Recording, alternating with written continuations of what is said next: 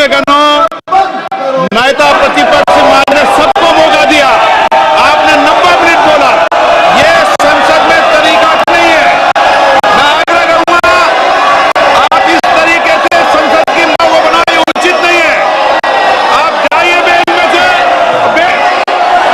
आपको पर्याप्त समय, पर्याप्त अवसर दिया, आपको 90 दिया और समय पूरा दिया, आपकी सभी सदस्यों को बोल दिया, लेकिन आप जब सदन के नेता बोलते हैं, तरीके का व्यवहार करते हैं, ये संसदीय परंपराओं के अनुरूप नहीं है। और ये इतनी बड़ी पार्टी जो लेकर आप चल रहे हो, उसकी परंपराओं के अंदर ही है। ये 5 साल ऐसे चलने वाला नहीं है। माननीय प्रधानमंत्री जी, सभापति जी,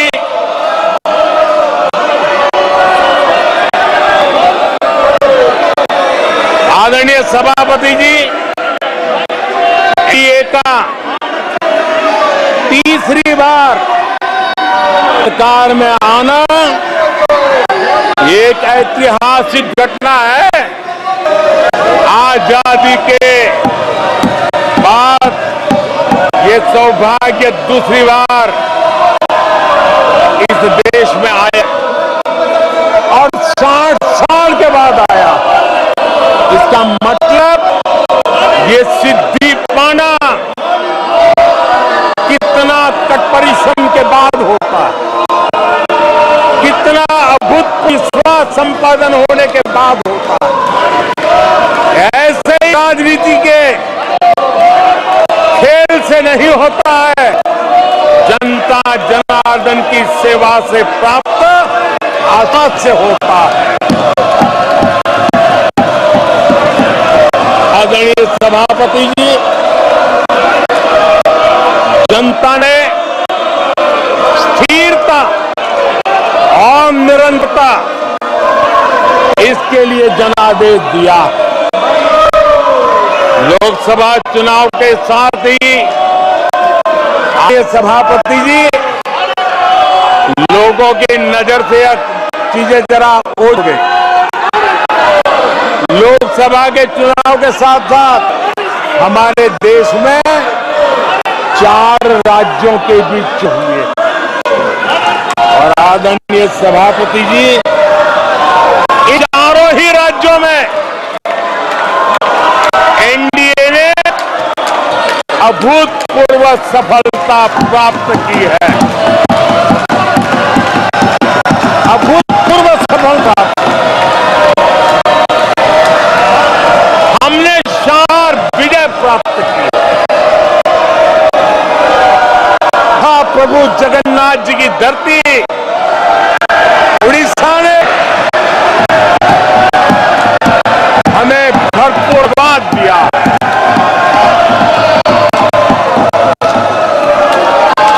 आदरणीय सभापति जी, आंध्र प्रदेश एनडीए ने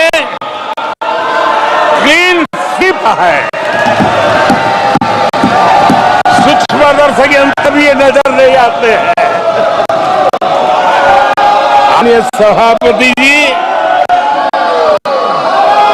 अरुणाचल प्रदेश हम फिर एक बार सरकार बनाई है कि एनडीए ने फिर एक बार सरकार बनाई है।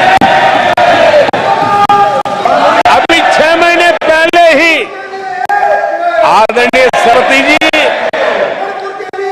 आपका होम स्टेट राजस्थान, मध्य प्रदेश और छत्तीसगढ़ में हमने प्रचंड विजय पाया है। आदरणीय सभापति जी, हमें नए नए क्षेत्रों जनता का प्यार मिला है, जनता का आशीर्वाद मिला है। आदरणीय सभापति जी, बीजेपी ने केरला में इस बार खाता खोला है और बड़े गर्व के साथ केरला से हमारे सांसद हमारे साथ बैठते। तमिलनाडु में कई सीटों पर बीजेपी ने दमदार उपस्थिति दर्ज की है। कर्नाटक, यूपी और राजस्थान में पिछली बार की तुलना में बीजेपी का वोट बढ़ा है। आने वाले समय 3 राज्यों में चुनाव है। जिन राज्यों में चुनाव उसमें से 3 की मैं बात करता हूं। महाराष्ट्र, हरियाणा और झारखंड, यहां चुनाव आ रहे हैं। आदरणीय सभापति जी,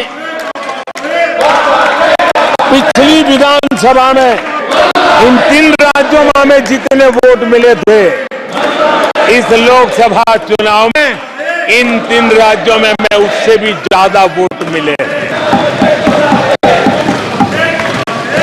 आदरणीय सभापति जी, पंजाब में भी हमारा भूतपूर्व प्रदर्शन है और हमें बढ़त मिली है। जनता जनार्दन का भरपूर आशीर्वाद हमारे साथ है।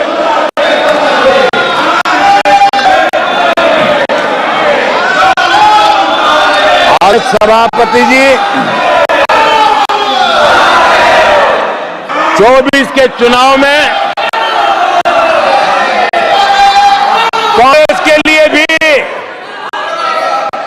इस देश की जनता जनादेश दिया है और इस देश जनादेश है कि आप वहीं बैठिए,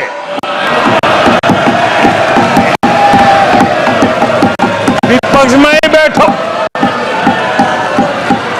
और तर्क खत्म हो जाए तो चीखते रहो, चिल्लाते रहो।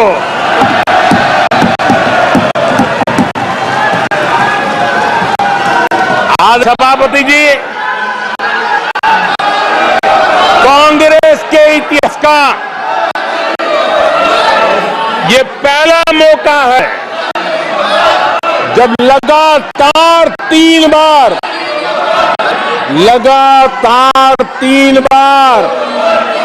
कांग्रेस 100 का आंकड़ा पार नहीं कर पाई।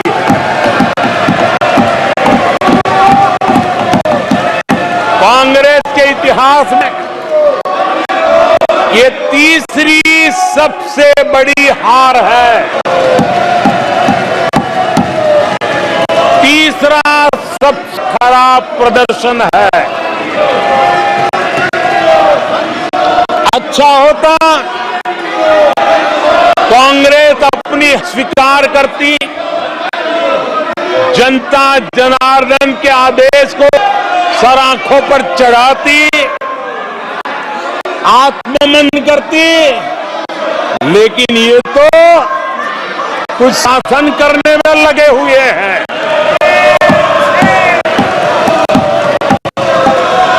और कांग्रेस और उसकी इकोसिस्टम दिन रात जला करके हिंदुस्तान के नागरिकों के मन में प्रस्थापित करने की कोशिश कर रहे हैं कि उन्होंने हमें हरा दिया है। आदरणीय सभापति जी, ऐसा क्यों हो रहा है, मैं जरा अपने सामान्य जीवन के अनुभव से बताता हूं। कोई छोटा बच्चा साइकिल लेके निकला है और अगर वो गिर जाता है, साइकिल से लुढ़ाता है, रोने लगता है, तो कोई व्यक्ति आकर के उसके पास पहुंच जाता है और उसको कहता है, देखो चींटी में, देखो चिड़िया उड़ गई, अरे तुम तो बहुत बढ़िया साइकिल चलाते हो, अरे तुम तो गिरे देखो। ऐसा करके उसका जरा मन ठीक करने के लिए प्रयास करते हैं। उसका ध्यान भटका करके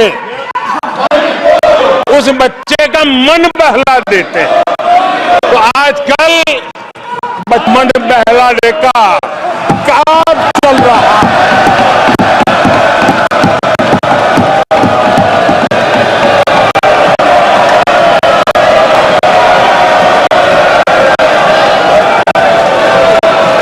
और कांग्रेस की और उनका इकोसिस्टम आजकल ये मन बहलाने का कर रहा है। आदरणीय सभापति जी, 1984 तो चुनाव को याद कीजिए।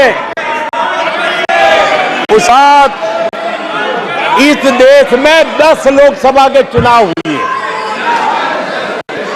10 लोकसभा के चुनाव हुए। 84 के बाद 10 लोकसभा के चुनाव के बावजूद भी कांग्रेस 250 के आंकड़े को छू नहीं रही है।